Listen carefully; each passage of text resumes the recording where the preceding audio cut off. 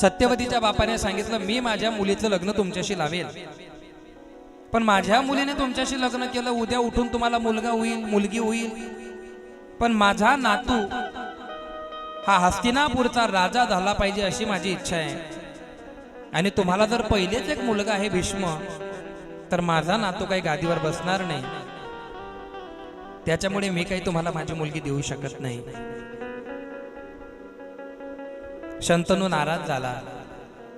पोरांनो एक गोष्ट लक्षात ठेवता, ज्यांचे लग्न बाकी त्यांना सांगतोय, एखाद्या मुलगीने तुम्हाला नाकार दिला ना तर फार मोठा आनंद उत्सव साजरा करा, कारण जेव्हा एक मुलगी नाकार देते समजून घ्यावं तिच्यापेक्षा चांगली तुमच्या जीवनात येणार आहे. आत्महत्या करजा नका. काही मरी घ्या तिने आहेत लागे म्हणे अहो मरी घ्या, तिना पायरे 4 मरी जायला होता, तू 5वा होता, तुला समजी नाही राहणार. हा या कधी कोणाला झालं की तुम्हाला होणार आहे.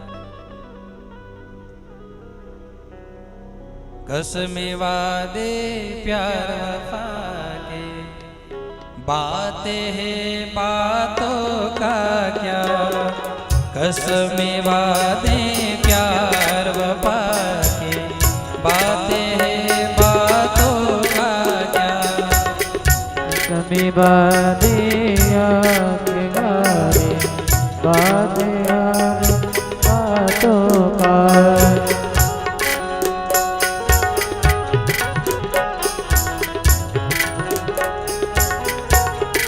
या गोष्टी फक्त ऐकायच्या गोष्टी आहेत, फक्त त्या प्रेम वगैरे काही नसतं. शंतनू नाराज झाला, घरी आला. घरी आल्याच्या नंतर पितामह भीष्माचार्यांनी आपल्या वडिलांचे पाय वगैरे पडले आणि ताट वाढून आणलं, कारण घरामध्ये आई नव्हती. आणि घरामध्ये आई नसताना वडिलांची काळजी घेणं भीष्माचार्यांचं फार मोठं कर्तव्य स्वतःला ते समजत होते. भीष्माचार्यांनी आपल्या वडिलांना ताट वाढून आणलं, मात्र शंतनू राजा काही जेवण करत नव्हते.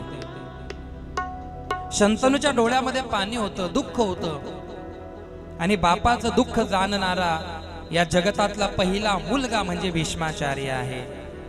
भीष्माचार्यांनी वडिलांना विचारलं, बाबा काय टेन्शन आहे तुम्हाला, सांगा. काय सांगणार शंतनू. भीष्माचार्यांनी शपथ घातली, तुम्हाला माझी शपथ आहे, लवकर सांगा तुमच्या वेदना माझ्याकडनं बघितल्या जात नाहीये. तेव्हा राजा शंतनूने सांगितलं, हे परीक्षिती लक्ष देऊन ऐकतो. शंतनूने सांगितलं, अशा अशा प्रकारची एक नावाळ्याची मुलगी, ती मला खूप आवडते, माझं तिच्यावर प्रेम जडलंय, मग अडचण काय, आणू का तिला उचलून. नाही रे, तिच्या बापाची जरा वेगळी मागणी आहे. कसली मागणी आहे. आणि राजा शंतनूने भीष्माचार्यांना ती मागणी सांगितली. भीष्माचार्याने सांगितलं, बाबा अरे तुमच्या आनंदासाठी मी माझा जीव देऊ शकतो, ही राजगद्दी काय चीज आहे. मी जातो त्यांच्याकडे. भीष्माचार्य रात्रीच्या पावसामध्ये विजा कडकडत करत होत्या आणि भीष्माचार्य माता सत्यवतीच्या घरी पोहोचले. सत्यवतीच्या वडिलांना हात जोडून सांगितलं, हे राजन, मी माझ्या आईला घ्यायला आलोय. तेव्हा सत्यवतीच्या वडिलांनी सांगितलं, तुझ्या वडिलांनी तुला सांगितलं ना माझी अट काय आहे. हो सांगितलं. मी गंगापुत्र भीष्म, मी तुम्हाला वचन देतो की मी आजीवन कधीही राजगद्दीवर बसणार नाही, पण तुम्ही माझ्या वडिलांशी माझ्या आईचं लग्न लावा. एवढ्यावर त्या सत्यवतीच्या बापाला विश्वास बसला नाही. सत्यवतीच्या बापाने अजून एक मागणी मागवली आणि भीष्माचार्यांना सांगितलं, हे भीष्मा, तू गादीवर बसणार नाही हे ठीक आहे, पण उद्या जर तुझं लग्न झालं तर म्हणे मग तुझ्या पोटी जर यांच्या आधी मुलगा आला आणि तो मोठा असेल तर तो गादीवर बसेल, माझा नातू गादीवर बसणार. भीष्माचार्य म्हणता, मी ना गादीवर बसेल ना मी लग्न करेल, ही भीष्म प्रतिज्ञा आहे. आता तरी द्या. बापासाठी कुवारा राहणारा जगातला पहिला मुलगा म्हणजे भीष्माचार्य. आताचा भीष्माचार्य असता बापासाठी कुवारा राहिला असता, तो बापले रातले माठ टाकता. तो बाई झाला दल्ला माती जाईल जणू.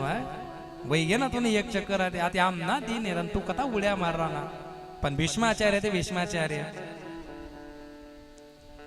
वडिलांबद्दल आदर होता मनामध्ये.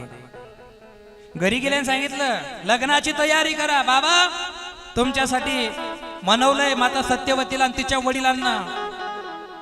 ना गादीवर बसेल ना लग्न करेल, भीष्म प्रतिज्ञा आहे. असं डोक्यावरून हात फिरवला शंतनू राजाने, जवळ घेतलं आणि वरदान दिलं. हे भीष्मा, मी तुला आता वरदान देतो, तू कधीच मरणार नाही. ज्या दिवशी तू म्हणशील की आज मला मरायचंय, तू त्याच दिवशी मरणार. इच्छा मृत्यूचं वरदान देऊन टाकलं आणि भीष्माचार्यांनी हात जोडले आणि माता सत्यवतीचं आणि शंतनूचं धामधुडाक्यात लग्न लागलं.